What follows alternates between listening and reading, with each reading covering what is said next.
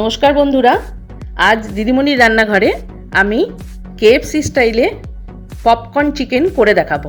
এটা একটি snacks recipe. চলুন তাহলে আমরা এবার রেসিপিটা শুরু করি। আমি এর জন্য চিকেন নিয়ে নিয়েছি, বোনলেস চিকেন, চিকেন ব্রেস্ট।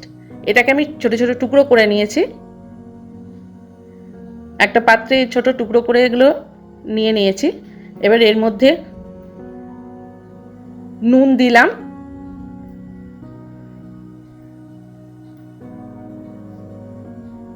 লঙ্কার গুঁড়ো দিলাম,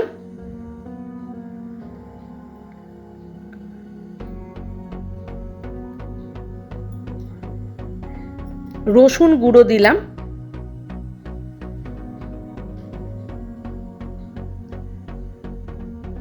ভিনিগার দিলাম,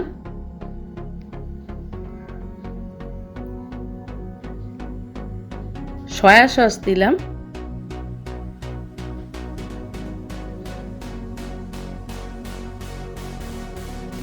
রেড চিলি সস দিলাম একটু,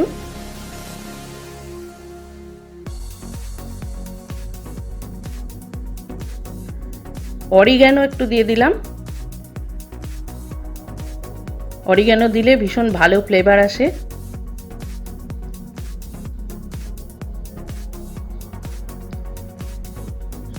আর একটু মরিচ দিলাম।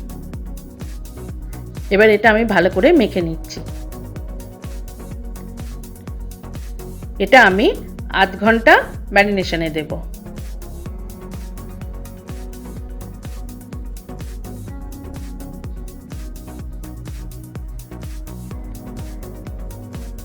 আধ ঘন্টা হয়ে গেছে।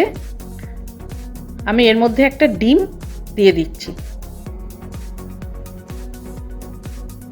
দিয়ে ভালো করে মিক্সড করে নিচ্ছি।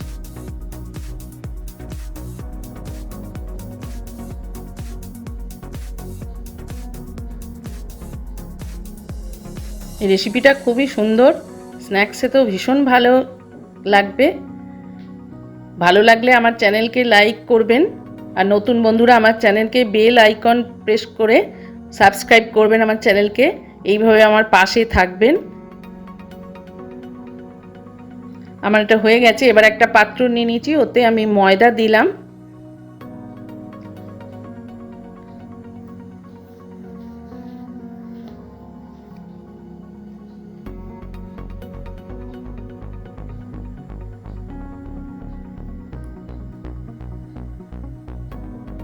এবার একটু কর্নফ্লাওয়ার দিয়ে দিচ্ছি,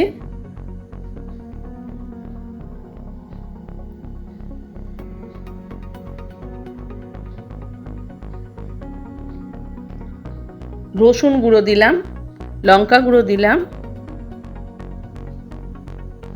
নুন দিলাম, দিয়ে ভালো করে মিশিয়ে নিচ্ছি। এই পরিমাণগুলো সব আপনারা স্ক্রিনে দেখে নেবেন।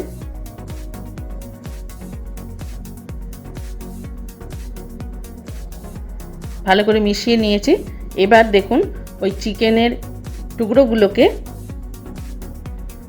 আমি এই ময়দার মধ্যে দিয়ে দিচ্ছি ছাড়া ছাড়া করে। দিয়ে আবার এগুলোকে এবার আমি হালকা হালকা করে ময়দার সঙ্গে মিশিয়ে নেব।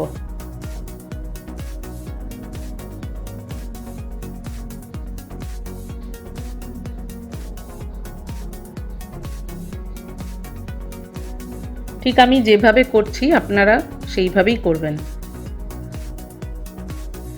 ময়দাটা একটু ঝেড়ে ঝেড়ে তুলে নিচ্ছি।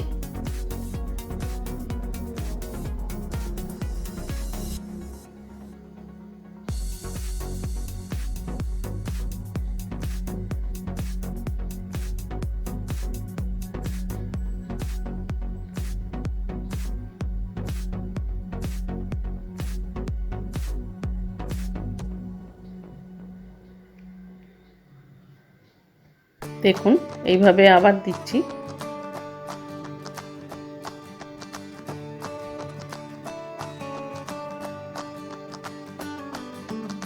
একটু ডিমের ওই ব্যাটার যেটা সেটা একটু ঝরিয়ে ঝরিয়ে দেবেন ময়দায়। দেখুন আমার হয়ে গেছে সবগুলোই। ময়দাটা আমার রয়ে গেল। আর অল্প একটু বাটিতে দেখতেই পাচ্ছেন একটুখানি ওই ডিমের গোলাটা আছে, ওতে আমি সামান্য একটু জল মিশিয়ে দিচ্ছি। দিয়ে আবার এই চিকেনগুলোকে ওইতে ডুবিয়ে দেব। দিয়ে একটু নাড়াচাড়া করে আবার ওই ময়দার মধ্যে মেশাবো। তার মানে এটা ডবল কোটিং হলো।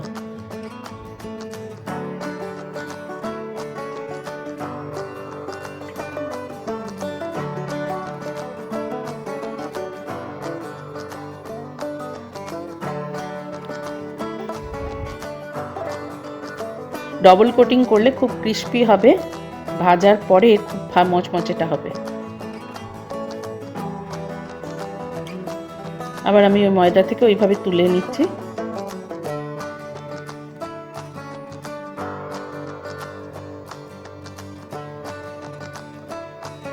কোনো শেপ করার দরকার নেই, মোটামুটি একটা করে নিলেই হবে।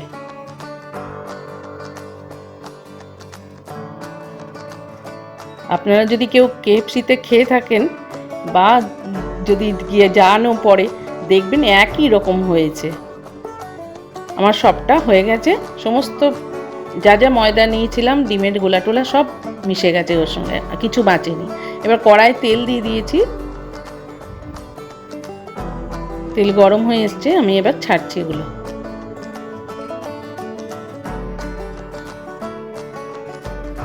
সাদা তেলে করছি।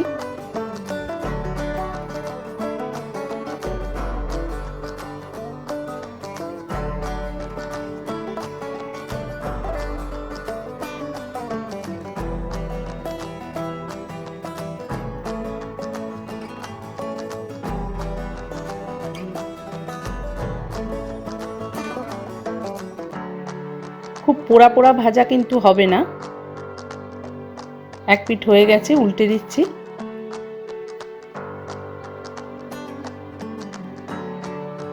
একটু সাদা সাদা লাগবে কিন্তু ভাববেন না যে এটাকে পোড়াতে হবে, খুব লাল করে ভাজার দরকার পড়বে না। একটু গাটা শক্ত হয়েই যাবে, তখনই নামিয়ে দেবেন। দেখুন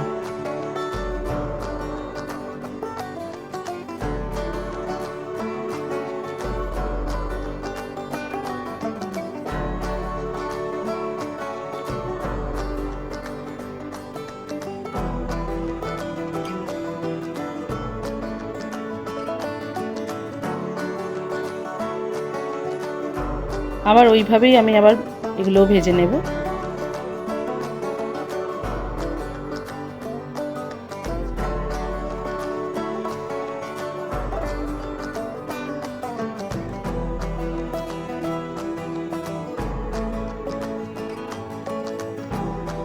হয়ে গেল আমার পুরো সবটাই হয়ে গেছে। এবং একটু দেখে নিচ্ছি, দেখুন খুব ভালো হয়েছে। তাহলে আজ এই পর্যন্তই বন্ধুরা, ভালো থাকবেন, সুস্থ থাকবেন, ধন্যবাদ।